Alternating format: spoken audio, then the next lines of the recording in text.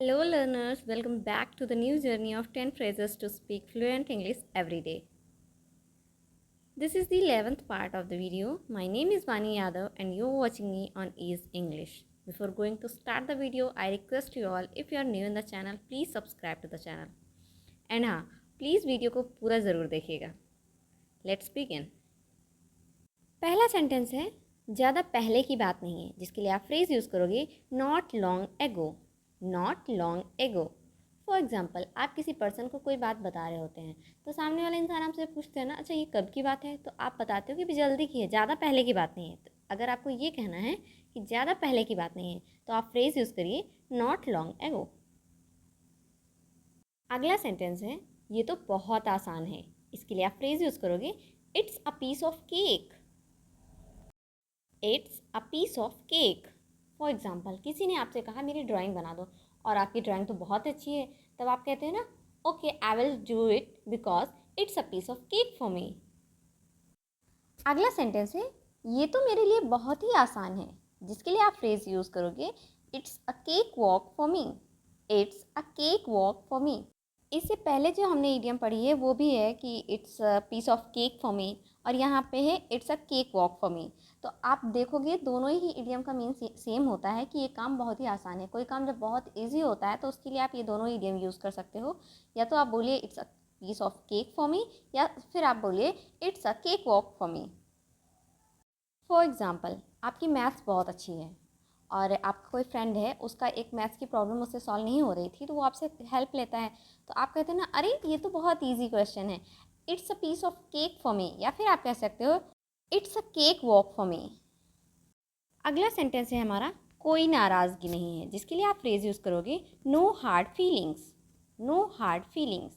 For example, आपका कोई दोस्त है, आप उससे किसी बात के लिए गुस्सा हो गए थे, अभी मैटर सॉर्ट आउट हो गया है, आप दोनों आपस में बात करने लगे हो, तो वो एक दिन ऐसे ही आपसे पूछता है तुम्हें मुझसे कोई नाराज़गी तो नहीं है, तो आप क्या कहोगे, no I don't have any hard feeling for you. या फिर आप सिंपली कहिए नो हार्ड फीलिंग. अगला सेंटेंस है हमारा इससे तुम्हारा कोई लेना देना नहीं है, जिसके लिए आप फ्रेज़ यूज़ करोगे it's none of your business. It's none of your business. For example, आप में और आपके बेस्ट फ्रेंड में किसी बात को लेकर झगड़ा हो जाता है. फिर कोई क्लास का तीसरा बच्चा आता है और आप दोनों से पूछने लगता है क्या हो गया, क्यों बात नहीं कर रहे हो. तो आप बोलते हो ना कि ये हम दोनों की आपस की बात है, तुम्हारी कोई बात नहीं है इसमें, तुम बीच में मत पड़ो. तो आपको सिंपली कहना है it's none of your business. It's none of your business. अगला सेंटेंस है हमारा ये काम नहीं कर रहा है, जिसके लिए आप फ्रेज़ यूज़ करोगे it's out of order. It's out of order. Mostly इस फ्रेज़ का यूज़ आप किसी गैजेट के लिए करोगे. जब कोई गैजेट प्रॉपरली वर्क नहीं कर रहा होता है तो आप उसके लिए फ्रेज़ यूज़ करोगे it's out of order.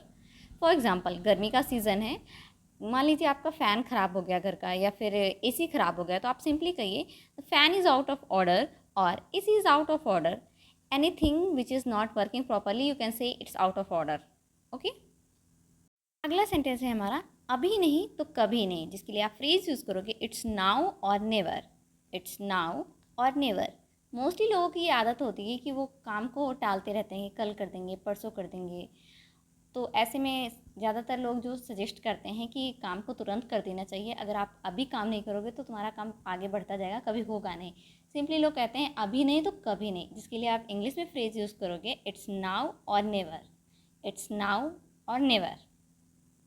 Next sentence है कंफर्टेबल हो जाओ, जिसके लिए आप फ्रेज़ यूज़ करोगे put yourself at ease. Put yourself at ease. For example, आप स्कूल से या फिर कॉलेज से घर वापस आए, आपने कहा मम्मा लंच दे दो, बहुत तेज़ भूख लगी है. तो मम्मा बोलती है ना पहले ड्रेस चेंज कर लो, हाथ पैर धो लो, थोड़ा कंफर्टेबल हो जाओ, देन लंच करो. तो मम्मा को सिंपली बोलना है put yourself at ease then do the lunch. Put yourself at ease then do the lunch. अगला सेंटेंस है हम संपर्क में नहीं हैं, जिसके लिए आप फ्रेज़ यूज़ करोगे we are out of touch. We are out of touch. For example, school या कॉलेज के बाद मोस्टली बच्चे होते हैं जो आपस में कनेक्टेड नहीं रह पाते हैं. कुछ जो क्लोज़ फ्रेंड्स होते हैं वो तो कनेक्टेड रहते हैं, बट मोस्टली होते हैं जो सब आपस में एक दूसरे से कनेक्ट नहीं हो पाते हैं. तो आपके किसी फ्रेंड ने पूछा कि तेरी उससे बात होती है, तो आप सिंपली कहते हो ना कि नहीं यार, हम कॉन्टैक्ट में नहीं हैं. तो इसके लिए आप बोलिए we are out of touch. We are out of touch. अगला सेंटेंस है हमारा क्या आप समझा सकते हैं, जिसके लिए आप फ्रेज़ यूज़ करोगे could you explain. Could you explain?